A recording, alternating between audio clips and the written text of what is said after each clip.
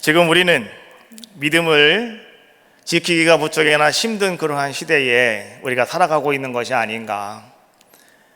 초대교회 성도들처럼 우리가 생명적인 위협을 우리가 받고 있는 것은 아니라 할지라도 사회적인 분위기와 또 많은 사람들의 시선이 우리가 믿음 생활한다고 하는 것이 좀 부담스럽게 만들고, 또 그러다가 보니까 많은 믿는 사람들이 사람들의 눈치를 바라보게 되고, 또 그러한 생활 속에서 참 내가 어려운 길을 걸어가는구나 생각하게 되어지는 때가 바로 지금 이 시대가 아닌가, 그렇게 생각이 들어요.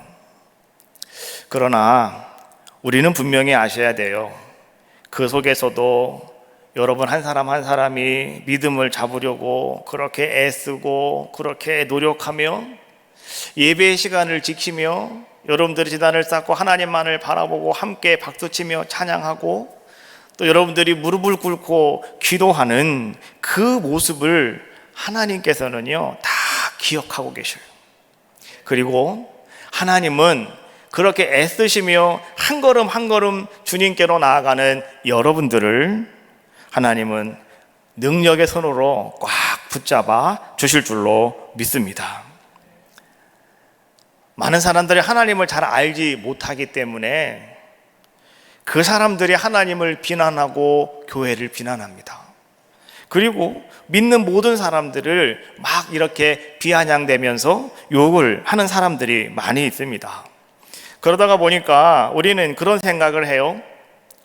온통 모든 사람들이 다 그런 사람들 같고, 신앙을 가지고 믿음을 갖는 사람들이 도통 우리 눈에 보이지 않는 것 같은, 그래서 나 자신도 어떻게 해야 될까, 이런 상황 속에서 내가 과연 어떤 방향을 잡아야 되겠고 어떤 길로 가야 되는 것일까 고민할 때가 있습니다.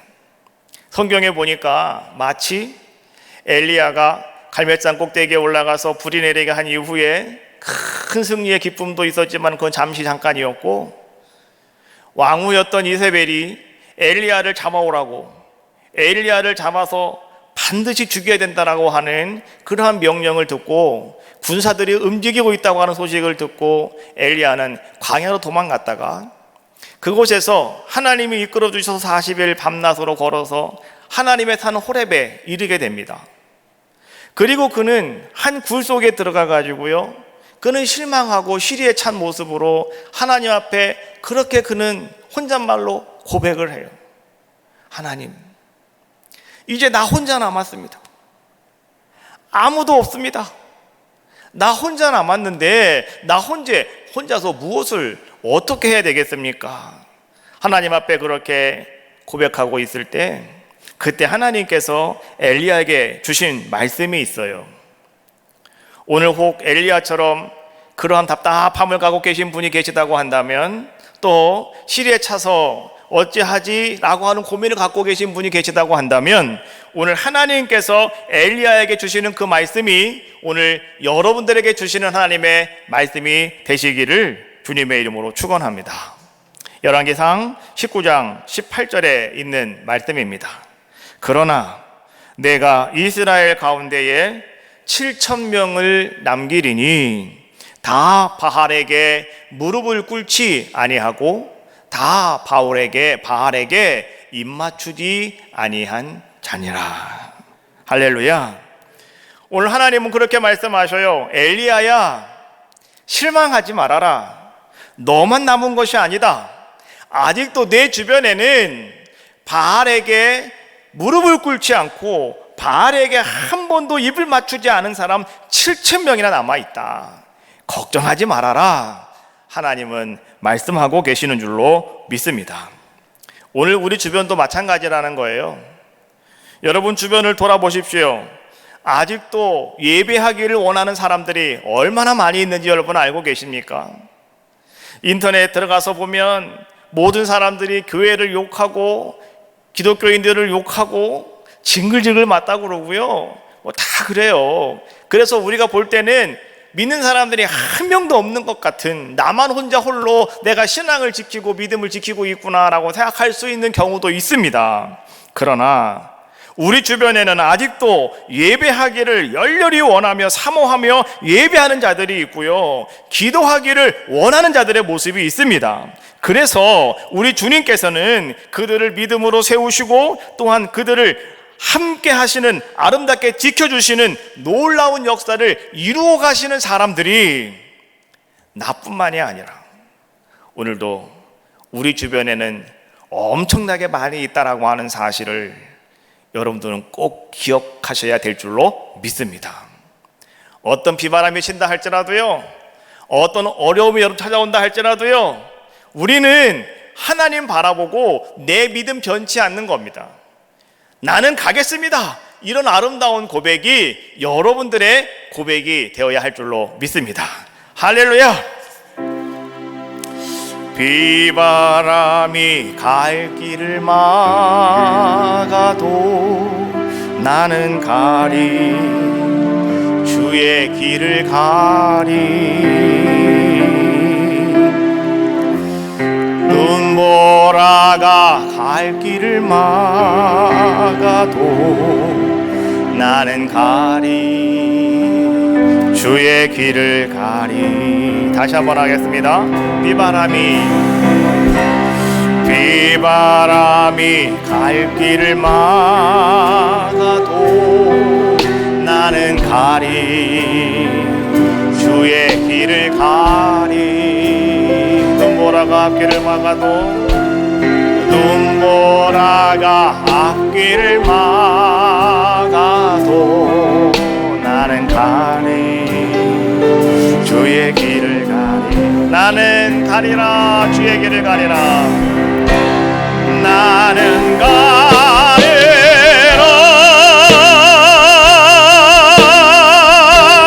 주의 길을 가리라. 주님 발자취 따라 나는 가리라. 나는 가리라, 주의 길을 가리라. 주님 발자취 따라 나는 가리라.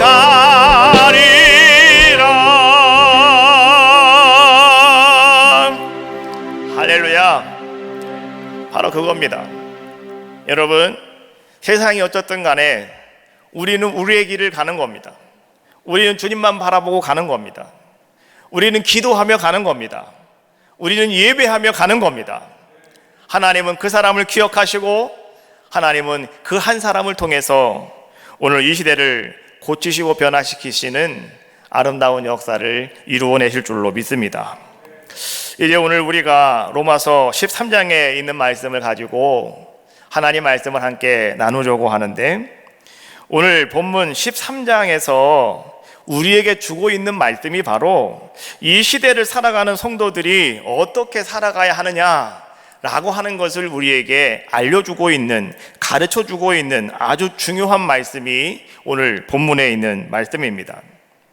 8절부터 14절에 있는 본문의 말씀을 보았는데, 오늘 여러분 이 말씀을 우리가 간단하게 정리를 하면 두 가지로 요약을 할 수가 있습니다. 첫 번째는 무엇이냐고 하면, 우리 함께 사랑하며 살아갑시다 라고 하는 거예요. 한번 따라해 볼까요? 우리 함께 사랑하며 살아갑시다.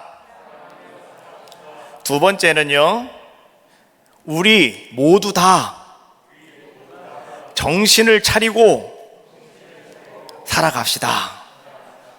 이런 두 가지의 이야기를 오늘 본문에서 우리에게 던져주고 있습니다.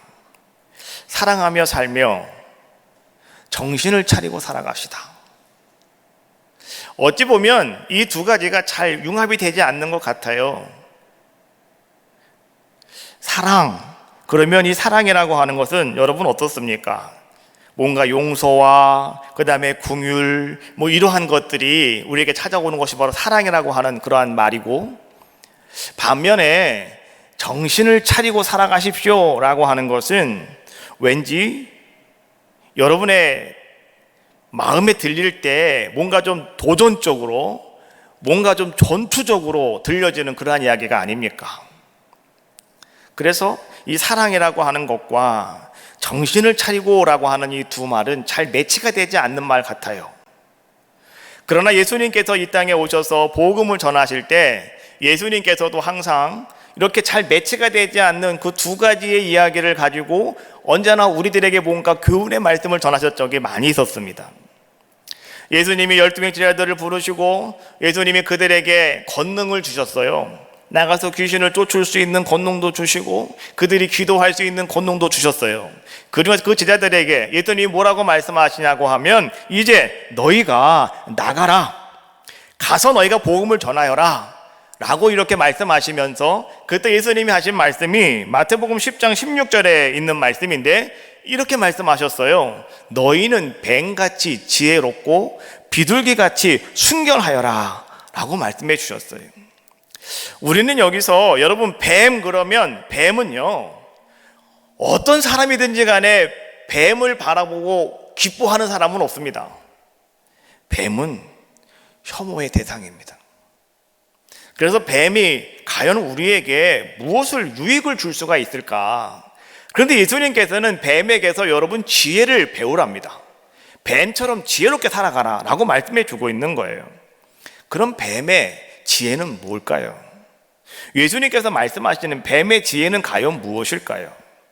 뱀을 연구하는 사람들의 이야기를 들어보니까 뱀은 이런 특징을 가지고 있다고 해요. 뱀은 상당히 예리하답니다. 그래서 뱀은요, 상당히 이렇게 뭡니까? 이 결정력이 탁월하대요. 그래서 뱀은요, 뭔가 일이 있을 때 어떤 일이든지 간에 현명하게 판단을 하고 거기를 정확하게 결정력을 가지고 예리하게 파고든다는 거예요. 이게 뱀이랍니다. 그래서 여러분들이 뱀을 만났을 때는 여러분 조심하셔야 돼요. 뱀이 이렇게 움직이는 것 같지만 그게요, 때를 기다리고 예리하게 여러분들을 관찰하고 있다가 가장 급소를 공격한답니다. 이게 뱀이래요. 그런데 성경에 보니까 뱀은 어떤 존재로 나오고 있냐고 하면 아담과 하와를 유혹했던 존재. 그래서 뱀은 유혹하는 자라고 이렇게 우리가 성경을 통해서 말을 하기도 합니다.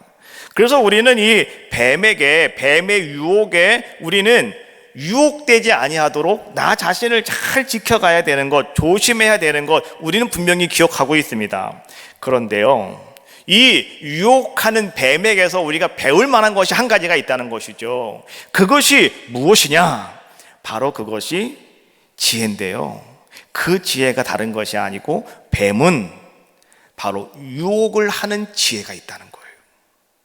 누군가를 유혹을 할 수 있는 지혜가 뱀에게 있다는 거예요. 그래서 뱀의 지혜라고 하는 것은 바로 그거예요. 유혹을 하는 지혜. 이것을 우리는 배워야 된다, 이런 얘기예요. 그런 지혜가 우리 가운데 있어야 된다. 자기 자신을 완전히 죽이고 상대를 높임으로 말미암아서 그 사람을 완전히 자기가 유혹해버리고 마는, 이런 것이 뱀에게 있는 지혜다라고 하는 거죠. 예수님께서는요, 제자들에게 너희는 그런 뱀 같은 지혜가 있어야 된다. 그리고 또 한 가지 너희가 있어야 될 것이 있는데 그것이 무엇이냐고 하면 비둘기와 같은 순결함이 너희에게 있어야 된다라고 말씀해 주고 있는 거예요. 오늘 우리가 예수님의 제자로 살아갑니다. 우리가 아름다운 성도의 모습 살아가는 가운데 있는데 오늘 여러분들에게 필요한 것이 바로 뱀의 지혜와 비둘기의 순결함이다라고 하는 거예요. 이 두 가지가 항상 여러분들에게 공존하고 있어야 돼요. 두 가지가 항상 여러분과 함께 하고 있어야 된다라고 하는 거죠. 만약에 어느 것 하나가 부족하면 우리는 실수하는 사람이 되고 우리는 패배자가 된다는 거예요. 예수님 제자 가운데 가룟 유다가 있어요. 그는 예수님 제자였지만은, 그러나 가룟 유다는 실패한 사람이었고 가룟 유다는 예수님을 배반한 사람이 됐어요. 그러면 가룟 유다가 왜 예수님을 배반하는 배반자가 됐을까요? 왜 그 사람이 실패자가 되었을까요? 가룟 유다에게는 지혜는 있었어요. 그래서 가룟 유다는 돈깨를 관리하는 사람, 지혜로웠다는 거죠. 그런데 가룟 유다에게 한 가지 순결함이 그에게는 빠져버리고 말았어요. 그래서 가룟 유다는 어떤 자가 됐다고요? 그는 순결함이 없이 지혜만 있었기 때문에 예수님을 팔아먹는 자, 배신자, 이러한 이름의 사람이 되었다는 거예요. 하나님께서는, 오늘 우리 주님께서는 우리들에게 사랑하며 살아가라고, 오늘 이 시대를 살아가는 여러분들에게 사랑하며 살아가라 라고 말씀해 주고 있는데, 그러면 사랑하며 살아가는 것은 과연 어떤 것인지 오늘 그것을 성경은 우리에게 지금 말씀해 주고 계시는 거예요. 8절부터 10절에 있는 말씀을 여러분들이 함께 우리 보았는데요, 이 말씀을 간단하게 말하면, 이 말씀을 우리가 이렇게 축약을 하고 요약을 하면 8절부터 10절에 있는 말씀은 한마디로 이렇게 말할 수가 있어요. 사랑하여라. 사랑하여라. 자, 여러분 9절과 10절에 있는 말씀을 우리 한번 같이 한 목소리로 합독을 하겠습니다. 자, 시작. 간음하지 말라.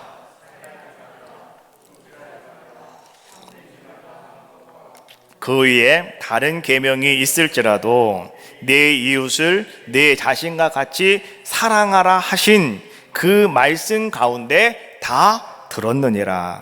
사랑은 이웃에게 악을 행하지 아니하니라. 간음하지 말라. 십계명 7계명입니다. 살인하지 말라. 6계명입니다.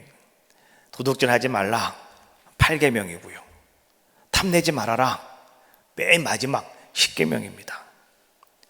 오늘 9절 말씀에 보니까 많은, 하나님께서 직접 말씀하신 10계명의 많은 계명들이 쫙 나열되고 있어요.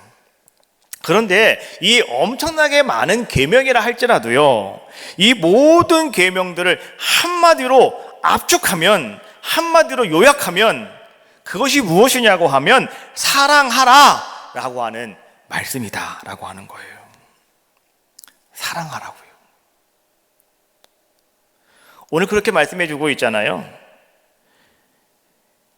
그 사랑하라 하신 그 말씀 가운데 모든 것이 다 들어있다고요.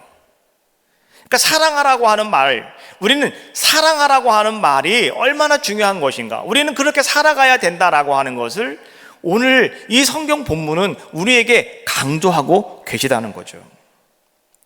내가 정말 누구를 사랑한다면 그 사랑하는 사람은 절대 죽일 수가 없어요. 정말 내가 그 사람을 사랑한다면 그 사람이 잘 가지고 있는 것에 대해서 우리가 욕심이 안 생겨요. 그 사람이 암만 좋은 걸 가지고 있어도 그 사람을 내가 사랑하면 우리는 그것을 내가 좀 빼앗고 싶은 생각이 없는 거죠. 사랑하니까. 또 우리는 내가 사랑하기 때문에 그 사람을 내가 품어주고 싶고, 사랑하기 때문에 나는 그 사람을 위해서 죽을 수도 있는 거죠. 그것을 갖다가 우리가 헌신이다 이런 말로 사용하고 있는 거죠.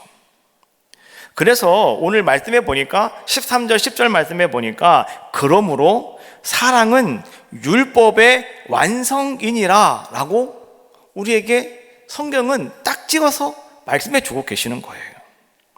참으로 사랑이라고 하는 것은 율법의 완성이다. 근데 여기서 이 완성이라고 하는 이 단어가요, 이 헬라어로 프레로마라고 하는 단어로 기록이 되어졌는데요, 이 프레로마라고 하는 단어는 완성이라고 하는 뜻도 가지고 있고 한 가지 뜻을 더 가지고 있어요. 그것이 뭐냐? 충만이라고 하는 뜻이에요. 그러면 이 말씀을 한번 여러분, 완성이라고 하는 말을 다른 의미, 충만이라고 하는 말로 한번 우리가 한번 같이 읽어봅시다. 시작. 사랑은 율법의 충만이니라. 사랑은 율법의 완성입니다. 이것이 사랑은 율법의 충만입니다. 여러분, 충만이라고 하는 것은 뭐예요?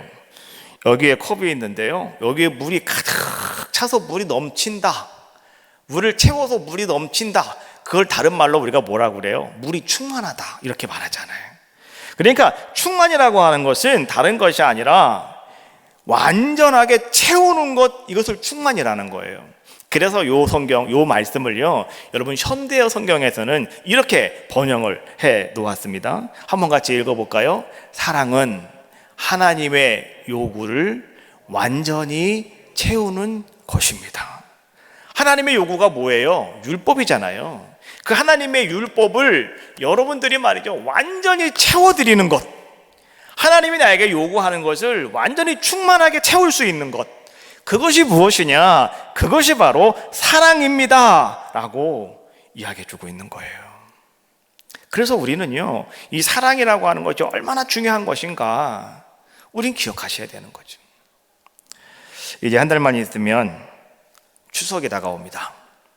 추석에는 우리 모든 민족 백성들은, 우리 모든 국민들은 다 추석이 되어지면 한 가지 생각이 있어요. 뭐냐고 하면 추석에는 고향에 가서 부모님을 뵙는 것. 그래서 우리는 추석이 되기 전에 부모님들을 여러분들이 잘 공경하고 잘 섬기시면서 어떻게 합니까? 부모님들에게 여러분 좋은 옷도 사드리고 또 맛있는 거 사서 보내드리고 또 때로는 용돈도 두둑히 담아가지고요, 갖다가 용돈도 이렇게 드리고요. 우리는 이 추석을 맞이하면서 나름 우리는 최선을 다해서 우리 부모님에게 내가 무엇인가 하겠노라고 우리는 그렇게 많이 해요.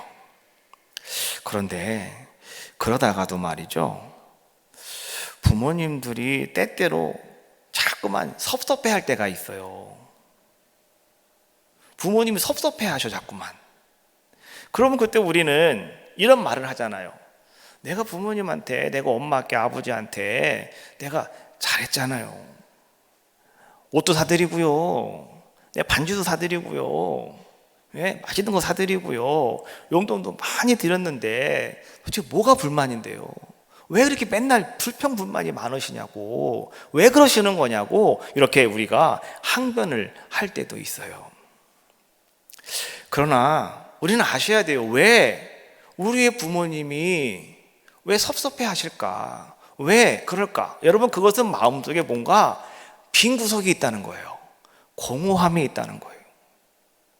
좋은 옷을 입어서 기분은 좋겠지만, 맛있는 것을 먹어서 배는 고프지 않겠지만, 돈은 있어서 뭐 어디든지 가서 뭐 할 수는 있지만, 그런데 왠지 마음 한 곳에 공허함이 있다는 거죠. 그 공허함을 우린 채워주셔야 되는 거예요. 부모님이 정말 원하는 것은 바로 그 공허함을 채워주는 거예요. 그게 뭔지 아십니까? 그것이 관심이고 마음이고 사랑이라는 거예요. 여러분들이 외형적으로 이렇게 외형적인 뭔가 눈에 보이는 것, 이러한 것들을 내가 잘 해드렸다고 해서 우리 부모님들이 만족하는 게 아니라는 거죠.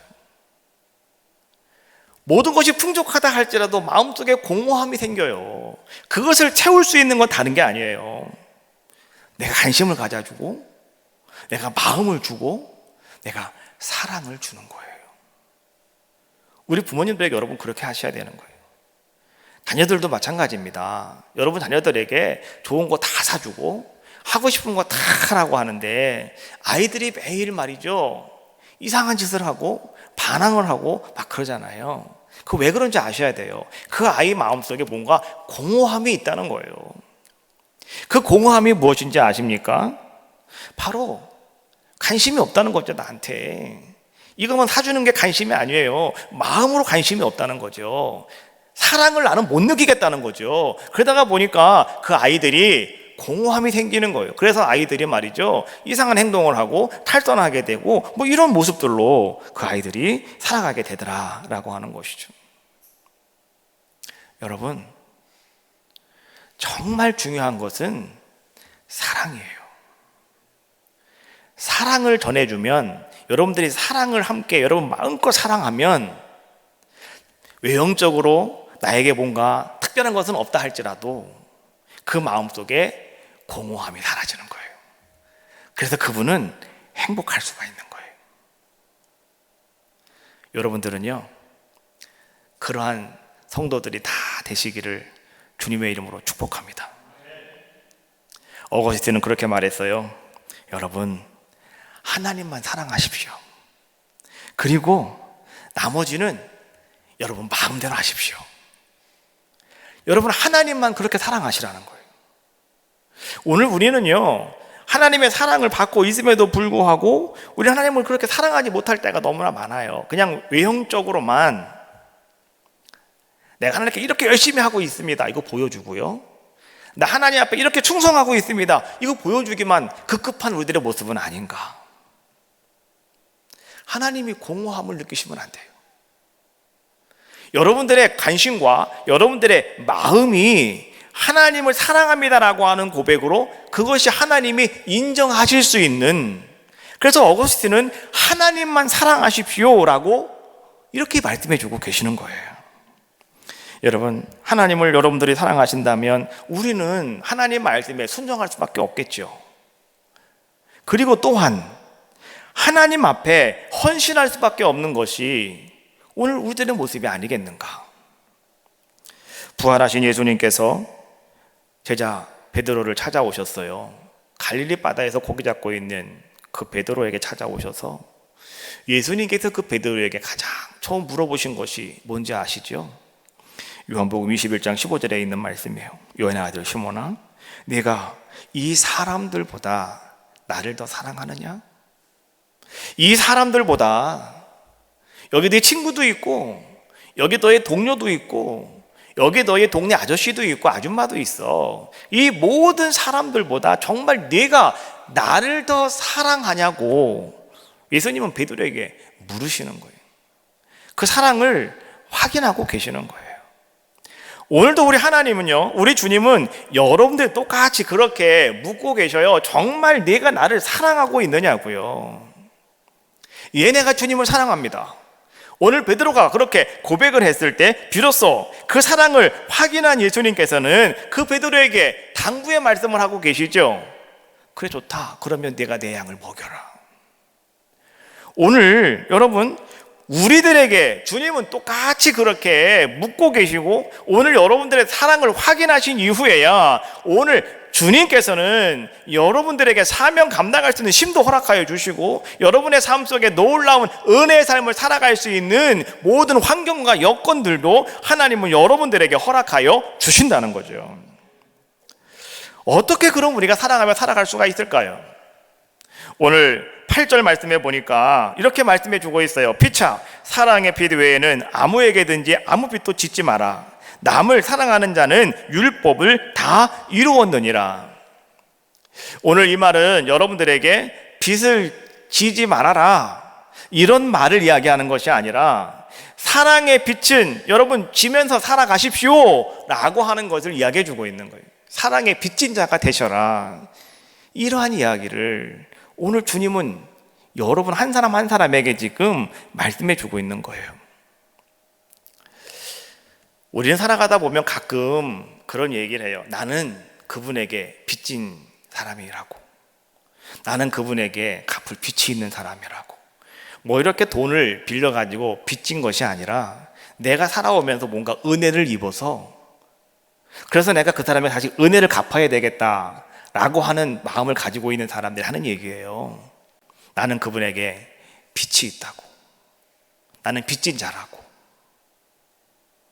오늘 여러분들은 그렇게 살아가십니까? 하나님께서 여러분들에게 특별한 은혜를 베풀어 주셨고, 또 하나님의 교회와 또 이웃들에게서 여러분들은요 특별한 은혜를 받고 살아가요. 사랑을 받고 지금 살아가고 있다고요. 그러면 오늘 여러분들은 그 받은 바 사랑의 은혜에 대해서, 아, 나는 정말 빚진 자라고, 나는 정말로 빚진 자의 모습이라고 여러분들이 그렇게 빚진 자의 의식을 가지고 오늘 살아가고 계시냐라고 하는 거예요. 우리는 분명히 기억하셔야 돼요. 빚진 자의 의식을 가지고 살아가셔야 됩니다. 그래야 되는 거예요.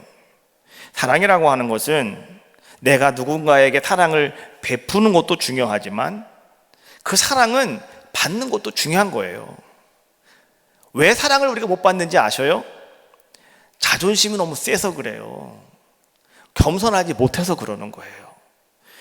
겸손하게 여러분 속에 있는 자존심 다 내려놓으시고 오늘 주님이 나에게 그 사랑을 주신다면 마음껏 빚진 자의 마음으로 받는 거예요. 교회 안에서 누군가가 여러분들에게 사랑을 베푼다고 한다면 여러분 자존심 내려놓고 그 사랑을 받으시는 거예요. 그리고 나는 당신에게 빚진 자입니다 라고 생각하면서 여러분들도 빚진 자의 삶으로 사람들에게, 만나는 사람들에게 빚을 갚아가는 사람들의 모습이 되셔라. 이것이 바로 사랑하며 살아가십시오 라고 하는 말이에요. 두 번째로 11절 말씀해 보니까 이렇게 말씀해 주고 있어요. 또한 너희가 이 시기를 알거니와 자다가 깰 때가 벌써 되었으니 이는 이제 우리의 구원이 처음 믿을 때보다 가까웠음이니라. 이 시기를 아십시오. 지금은 자다가 깰 때입니다. 무슨 말일까요? 정신을 바짝 차리고 살아가셔야 됩니다. 이거 얘기해 주고 있는 거예요. 자다가 깰 때가 되었다.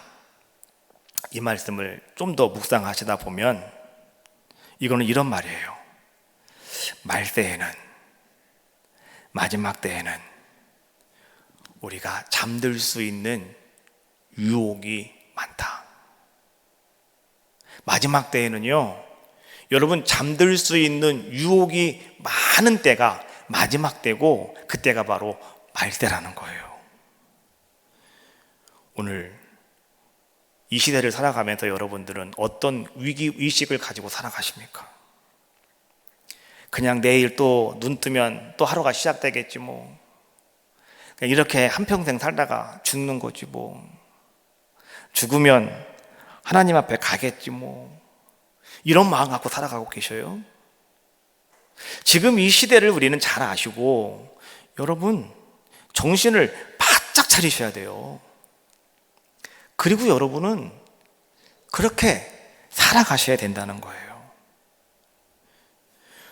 오늘 내가 정신을 차리고 살아갈 수 있는 방법은 다른 게 아니라 잠자는 유혹에서 여러분들이 헤어나셔야 돼요. 그리고 거룩함을 유지하셔야 되는 거예요.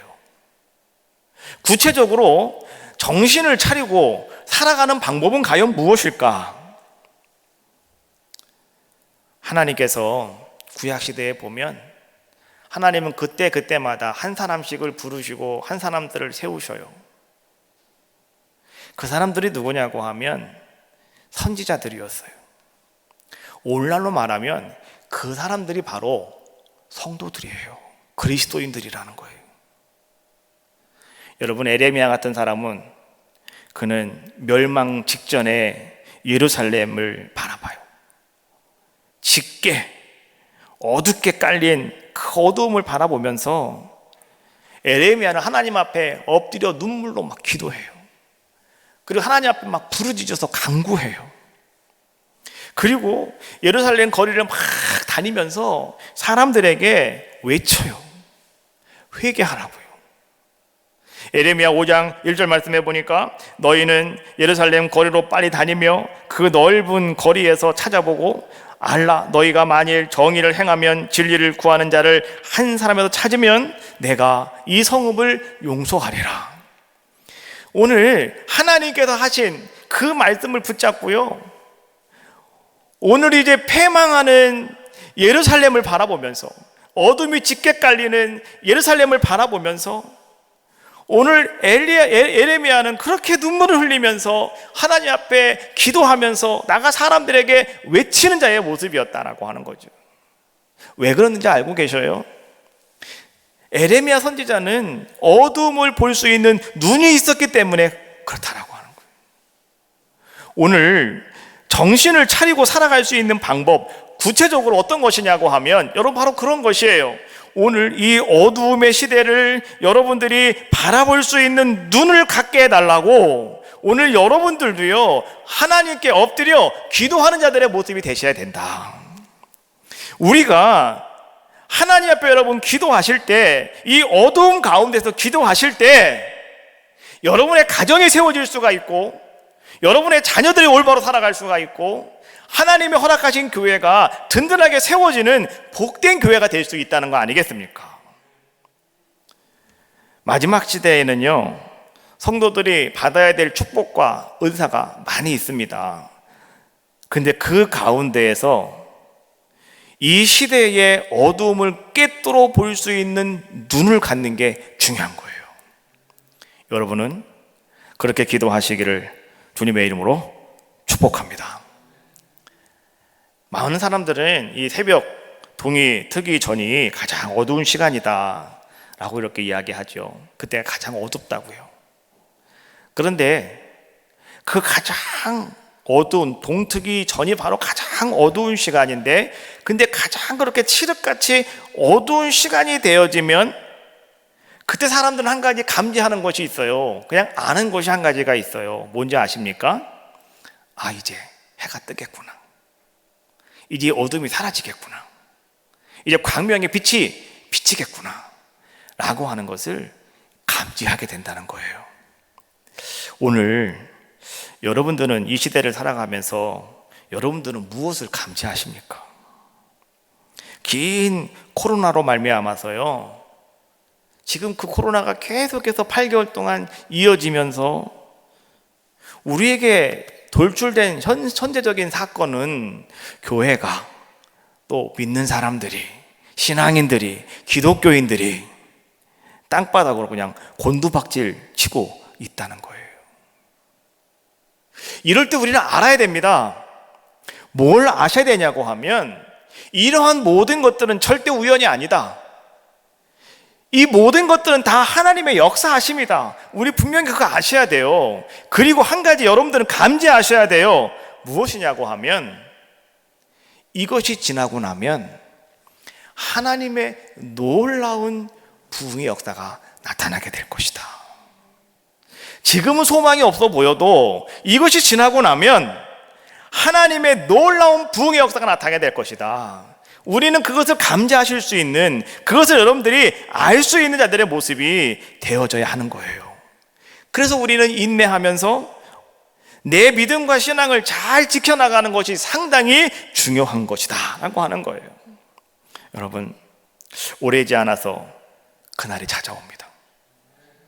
그런데 그날에는요, 성경이 이렇게 말씀해 주고 있어요. 알곡과 가라지가 분명히 갈라진대요. 우리는 알곡이 되어야 될 줄로 믿습니다. 지금 이 시대에 정신을 차리고 여러분들이 눈이 열려서 어둠의 세대를 바라보고 여러분들이 뭔가 감지할 수 있는 그런 자들의 모습이 되어진다면, 그래서 내 신앙을 똑바로 지키고 여러분들이 인내하며 기도하며 내 자리를 지키고 있다면 여러분들은 어떤 자가 될 수 있느냐? 분명히 알곡이 될 수 있다는 거예요. 알곡은 천국잔치에 참여할 수가 있고요, 알곡은 기뻐하며 즐거워할 수 있는 귀하고 아름다운 시간이 반드시 그에게 찾아오는 복된 자인 줄로 믿어요. 오늘 우리는 그런 자들의 모습이 되셔야 된다. 그리고 마지막으로 13절 말씀해 보니까, 낮에와 같이 단정히 행하고 방탕하거나 술 취하지 말며 음란하거나 호색하지 말며 다투거나 시기하지 말아라. 마지막 때에는 여러분, 우리가 무장하고 살아가셔야 된다 이런 얘기고요. 마지막 때에는 여러분 뭔가 좀 긴장하고 살아가셔야 돼요. 그런데 여러분의 삶을 어떻게 살아가야 되느냐? 단정하게 살아가셔라. 단정이라고 하는 것이 어떤 것이냐? 성경은 이렇게 말씀해 주고 있어요. 방탕하거나 술 취하지 마시래요. 따라합시다. 방탕하거나 술 취하지 말자. 음란하거나 호색하지 말자. 다투거나 시기하지 말자. 다시 크게 따라하세요. 자, 방탕하거나 술 취하지 말자. 음란하거나 호색하지 말자.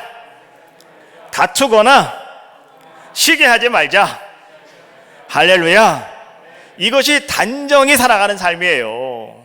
여러분, 이런 삶을 살아가시라고요. 이것이 오늘 우리가 정신을 바짝 차리고 살아갈 수 있는 구체적인 삶의 모습이다라고 말씀해 주고 계시는 거예요. 이제 여러분, 누군가가 여러분의 그 보화와 같은 아름다운 믿음, 아름다운 신앙을 빼앗아가면 어쩌나라고 하는 그런 안타까운 심정으로 여러분 하루하루의 삶을 살아가시는 자가 되셔라, 이런 얘기예요. 이 시대는 여러분 사랑하며 살아가셔야 되고, 그리고 이 시대는 정신을 바짝 차리고 살아가셔야 돼요. 그렇지 않으면 오늘 우리는 우리의 자리에서 벗어날 수밖에 없다. 그리고 주님의 잔치에 참여할 수도 없다. 에베소서 5장 16절 말씀해 보니까 세월을 아끼라, 때가 악하다 말씀해 주고 계셔요. 지금은 때가 악한 때예요.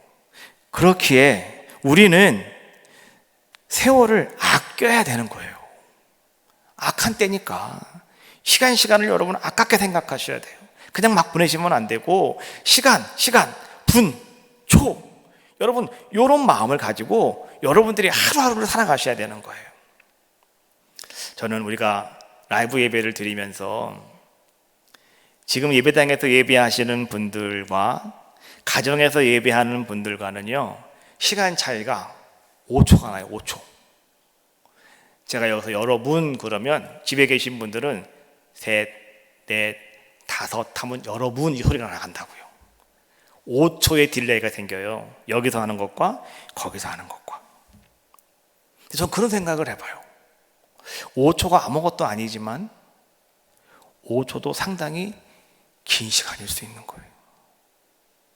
제가 지난 저녁 예배 때 여기 아멘 아멘 올라오시는 분들 제가 이렇게 막 읽었잖아요. 그런데 제가 아멘 하세요 근데 안 올라와. 왜 아멘들 안 하냐고. 그러니까 5초 들으니까 막 아멘 아멘 막 올라오는 거예요. 근데 그 5초라고 하는 시간이 어찌 보면 금방인데요, 그 시간이 길게 느껴질 수도 있다는 거죠. 여러분, 지금 이 시대에 세월을 아끼셔야 됩니다. 악한 시대니까. 그리고 디모데후서 4장 2절 말씀해 보니까 너희는 말씀을 전파하라. 때를 얻든지 못 얻든지 항상 심쓰라. 범사에 오래 참음과 가르침으로 경책하며 경계하며 권하라 라고 말씀해 주고 계셔요. 이때 우리가 해야 될 것이 무엇이냐? 말씀 전하는 거예요. 하나님 사랑하시면, 주님 사랑하시면 우린 주님 말씀 전하는 거예요. 주님께 내가 헌신할 수가 있는 거 아니겠습니까? 그리고 때를 얻든지 못 얻든지 여러분 힘쓰는 거예요. 그리고 오래 참음과 가르침으로 여러분 함께 나누는 거예요. 이것이 오늘 이 시대를 살아가는 사랑하며 정신을 차려야 됩니다 라고 말하는 우리가 가져야 될 모습임을 명심하시고, 오늘도 주님 안에서, 주님의 사랑 안에서 말씀 기억하면서 이 한 주간 승리하시기 바라겠고요. 세상에 어떤 일이 있어도 나는 하나님 일어나겠습니다. 나는 이제 깨어나겠습니다. 나는 주님만 바라보겠습니다. 고백하는 여러분들의 귀한 모습이 다 되어지시기를 주님의 이름으로 축복합니다.